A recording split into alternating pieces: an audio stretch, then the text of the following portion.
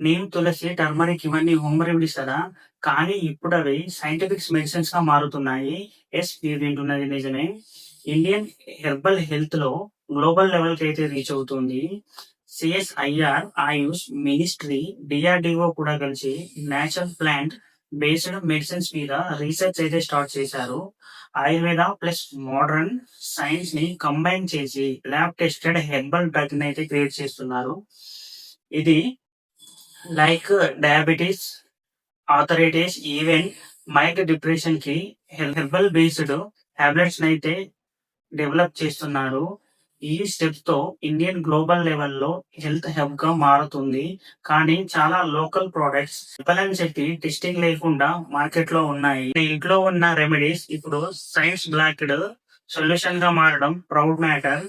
Health అంటే only నేచురలే కాదు. Verify and safe ప్రొడక్ట్స్‌నైతే use చేయాలి.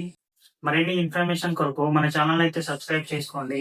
ఈ వీడియో గనుక నచ్చినట్లయితే ఒక లైక్ చేయండి. డయాబెటిస్, ఆర్థరైటిస్ ఉన్న పేషెంట్‌లకైతే ఈ వీడియోనైతే షేర్ చేయండి.